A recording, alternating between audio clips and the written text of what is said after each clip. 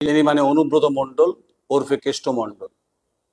5 দিন তার বেড রেস্টের পর, 2বার নোটিশ দেওয়ার পর এসডিপি অফিসে তিনি গেছেন, নিজস্ব গাড়িতে নয়, অন্য গাড়িতে। এসডিপিওর মেন গেট দিয়ে তিনি ঢোকেননি, তিনি পিছন দিক দিয়ে তাকে ঢোকানো হয়েছে, পুলিশে মোতায়েন প্রচুর। কেন? নিশ্চয়ই দলের নির্দেশ ছিল, কারণ চাপ ক্রমাগত বাড়ছিল গোটা বাংলা জুড়ে। যেহেতু টিএমসিপির সভাপতি তাকে 6 বছরের সাসপেন্ড করেছে, প্রশ্ন উঠেছিল তাহলে হোয়াই নট অনুব্রত মণ্ডল? আইনের ঊর্ধ্বে কেউ নয়, বিচার ব্যবস্থার প্রতি আস্থাশীল সবাইকেই হতে হবে, সে যেই হোক না কেন, সে দেশের প্রধানমন্ত্রী হোক, সে রাজ্যের মুখ্যমন্ত্রী হোক, এবং যে কোনো স্তরে তিনি ডিপ্লোম্যাটিক হোক বা রাষ্ট্র ব্যবস্থার সঙ্গে যুক্ত নেতারা হোক না কেন, আইন পুলিশকে কখনোই এড়িয়ে যাওয়া যাবে না। যেহেতু তার বিরুদ্ধে কমপ্লেন হয়েছে, কিন্তু সবথেকে যেটা মজার দুটো বিষয়ে যেটা নিয়ে বাংলা কার্যত তোলপাড় হয়েছে বা হচ্ছেও তাই, সেটা হচ্ছে যে যিনি আইসি বোলপুর, তার 2টো মোবাইল ফোনকে পুলিশ সিজ করেছে। কিভাবে রেকর্ডিং হয়েছে, কখন হয়েছে, কি বৃত্তান্ত, এই বিষয়গুলো এটা হবে। আমরা বারবারই বলছিলাম, এই রাজ্যের বিরোধী দলনেতা বলছিলেন যে আইসি সাসপেন্ড হয়ে যাবে। আমরা বলছি না, বলার জায়গাতে নেই। আরেকটি ঘটনা যেটা খুব বাংলায় কার্যত আলোচনা হয়েছে, আমি নাম করে বলছি, এবিপি আনন্দ। সুমন থেকে নোটিশ ধরিয়েছে বীরভূম জেলার পুলিশ। কি বলেছেন? যে কুকথা, যে অডিও বারবার দেখানো যাবে না। তাহলে ফ্রিডম অফ প্রেস বীরভূম জেলার পুলিশ নিশ্চয়ই জানেন, যখন সংবিধান তৈরি হয়েছিল ভারতবর্ষে, সেখানে মিডিয়ার কি রোল, মিডিয়ার কি ভূমিকা, তা পন্যায় লেখা আছে। তাই ফ্রিডম অফ প্রেসে সংবাদ মাধ্যম সমালোচনা, ক্রিটিসাইজ করতে পারে, এটা তার ডেমোক্রেটিক রাইট। কিন্তু সেই ডেমোক্রেটিক রাইটের মাঝখানে এবিপি আনন্দের সুমনদাকে নোটিশ ধরানো, কালকে আমি অনুষ্ঠান শুনছিলাম, এর আগেও সুমনদাকে এবিপি আনন্দের তিনি সিনিয়র ভাইস প্রেসিডেন্ট, তাকেও স্বনামধন্য সাংবাদিক তাকে নোটিশ ধরিয়ে উত্তর দিয়েছেন, এবং তিনি বারবার করে দেখাচ্ছেন। স্বাভাবিক, স্বাভাবিক, এখন ওরা কাজ, সাংবাদিকের যদি বারবার করে যদি নোটিশ আসে, যদি ধরুন আমার কাছে যদি পুলিশের নোটিশ আসে, এই পরিপ্রেক্ষিতে আমি কি করব? আমি ফ্রিডম অফ প্রেসের যে ধারাটা আছে সেটাকে মেনটেন করে বারবার দেখাবো।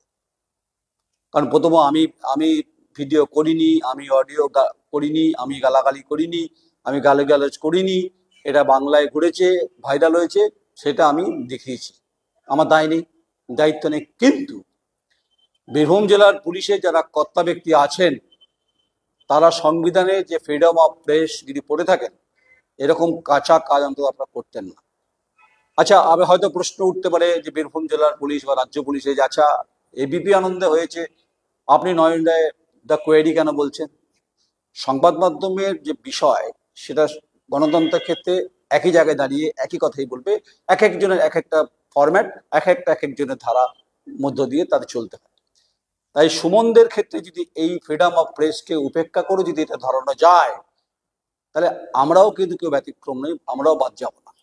তবু বলছি, নোটিশটা একবার এলে তার উত্তর ন্যায় দেওয়া যেতে পারে। দেখুন, এটা নিয়ম, শাসকের বিরুদ্ধে যখন আপনি সংবাদ করবেন, আমি বামফ্রন্টের আমল থেকে বলছি, তখন নোটিশটা আসতো না, তখন থানায় ডেকে পাঠানো হতো।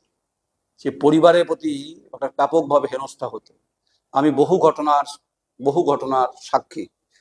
কিন্তু এই ব্যবস্থার সঙ্গে যুক্ত কাঠামোতে 2011 সালের পর থেকে অভিযোগ, 2025 সামনে বিধানসভা নির্বাচন, তার মধ্যে এই ফ্রিডম অফ প্রেসকে উপেক্ষা করে নোটিশ ধরিয়ে বলেছে আপনি দেখাবেন না। আচ্ছা, তিনি বলতে পারেন, তিনি গালিগালাজ মা বোনকে করতে পারেন, আইসির ফোন সিজ হতে পারে, আর সাংবাদিক সংবাদ পরিবেশন করলে দেখানো যাবে না। আপনি তো আমার প্রতিষ্ঠানের সম্পাদক নন, তেমনি এবিপি আনন্দের যে প্রতিষ্ঠানের সম্পাদক সে বীরভূম জেলা পুলিশ নয়। তাই লড়াইটা আইনের মাধ্যমেই হবে, এটা স্বাভাবিক। খুব পাতি কাঁচা হাতের কাজ, সেটা দায়িত্ব নিয়ে বলছি। এরকম ঘটনার মুখোমুখি অন্তত আমি বহুবার হয়েছি, এবং আমি জানি যে পুলিশ কতদূর যেতে পারে, কি করতে পারে। পুলিশ রাত দুপুরে আসতে পারে, আপনাকে ঠক করতে পারে, খটখট করতে পারে, আপনাকে কোমরে হাত দিয়ে টেনে নিয়ে যেতে পারে। যদি সাহস থাকে, সাংবাদিকতার সৌজন্য, গণতন্ত্রের চয়েসের ক্ষেত্রে, বলার ক্ষেত্রে ফ্রিডম অফ প্রেসকে যদি আমি উপেক্ষা না করি, আর যদি ফ্রিডম অফ প্রেসকে যদি আমি সমান্তরাল জায়গায় কথা বলি, তা সত্ত্বেও যদি রাত দুপুরে পুলিশ আমার কোমরে হাত দেয়, মহাভারতের যে ঘটনাগুলো ইতিহাসে পড়েছি, তেমনি সাংবাদিকতা সাজুর্য সৌন্দর্যায়ন এমনভাবে বলবো, অবশ্যই গণতান্ত্রিকভাবে, সেটা রাত দুপুরে হয়তো বলা সম্ভব না। যদি পুলিশ তুলে নিয়ে যায়, তারপর তো জামিন হবে, কারণ আমাকে ধরুন অন্য কোনো কেস দিতে পারবেন না, পুলিশ চাইলে দিতে পারে, কিন্তু তারপর এমন বাজনা বাজবে যা নবান্ন পর্যন্ত 14 তলায় মুখ্যমন্ত্রী মমতা বন্দ্যোপাধ্যায় কর্ণকুহর পর্যন্ত পৌঁছবে। দর্শকদের মনে প্রশ্ন থাকতে পারে, তৃণমূল কংগ্রেসের মনে প্রশ্ন থাকতে পারে, আপনি কি হুমকি দিচ্ছেন? না, হুমকি দিনই। একজন সহকর্মীকে নোটিশ ধরিয়েছেন, তার পরিপ্রেক্ষিতে মনে হয়েছে যে এটা বলা যেতে পারে। দেখুন, অনুব্রত মণ্ডল তো নিশ্চয়ই প্রণব মুখোপাধ্যায় নয়। প্রয়াত প্রণব মুখার্জি ভারতবর্ষের লিজেন্ড পলিটিশিয়ান। আমি ছোট করছি না অনুব্রত বাবুকে। অনুব্রত মণ্ডল কখনো নিশ্চয়ই বিরাট রাজ্যের নেতা নন, তিনি বিরাট ভারতবর্ষের কোনো ব্যক্তিত্ব নন। শাসক দলের ঘরের মধ্যেই হচ্ছে অন্দরে ফাটল।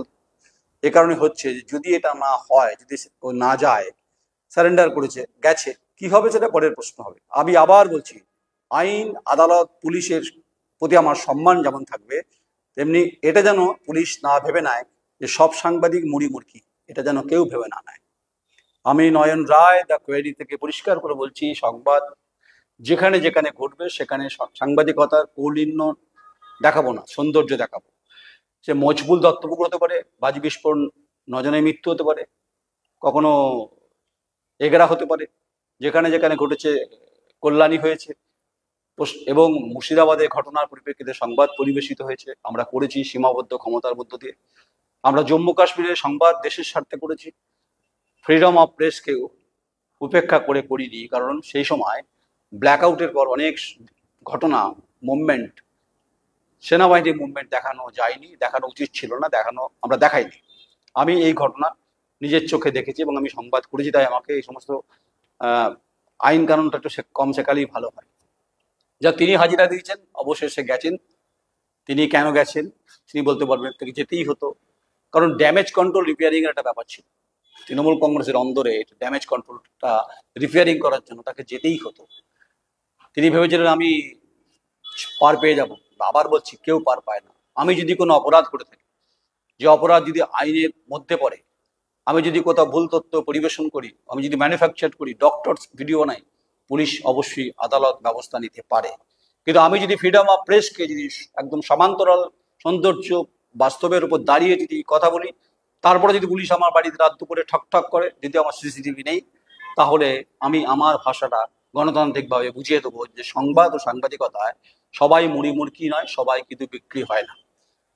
সংবাদ চলবে, আপনার দলের লোকজন, আপনার তৃণমূল কংগ্রেস আপনারা সামলান, কিন্তু যে ঘটনা বাংলায় ঘটেছে এটা নতুন ঘটেনি। বহু ইউটিউবার থেকে শুরু করে অনেক সাংবাদিক, যারা আমরা বিভিন্ন সময় কাজ করেছি, বিভিন্ন ছোট বড় জায়গায় কাজ করেছি, এখন একটা ছোট প্ল্যাটফর্ম চালাই, কিন্তু ভাববেন না যে বিরাটার বাজারে কচুরি পানা আমি। আমারও একটা শ্বাস আছে, আমারও একটা আঁশ আছে, আমারও একটা জীবন্ত ভাব আছে, আমার একটা ভাবনা আছে। তাই অনুব্রত মণ্ডল বিরাট কেউকেটা আমার কাছে অন্তত আমি মনে করি না। আমি যদি বামফ্রন্টে সেই সময় বিরুদ্ধে অ্যান্টি ইনকামবেন্সি সংবাদ করতে পারি, আমি মনে করি গণতন্ত্রে এটা করা যায়, অবশ্যই মেনটেন করতে হবে। তাই আইসির কি হবে, আইসি পুলিশ এসপি ঠিক করবেন, ডিজি ঠিক করবেন, আমি ঠিক করবো না। কিন্তু নোটিশ যখন গেছে এবিপি আনন্দের সুমনদের কাছে, আমার দু চার কথা বলা উচিত একজন সহকর্মী হিসাবে। হতে পারে সুমনদা অনেক বড় সাংবাদিক, আমি সম্মান করি, যে প্রান্তেই কাজ করুক না কেন তাকে সম্মান করা উচিত। পুলিশ যদি সম্মানটা বলে যায়, তাহলে পুলিশকে বলতে হবে যে সংবিধানের প্রত্যেকটি পান্না, মিডিয়া সম্পর্কে, যে ফোর্থ পিলারের সম্পর্কে পড়ে নেবেন, ফ্রিডম অফ প্রেসে কি বলা আছে। জেনে করেছেন না বুঝে করেছেন, এর ডিভিডেন্ড আপনারা গুনবেন না আমরা বলবো, সময় বলবে। নমস্কার, আমি নয়ন রায়।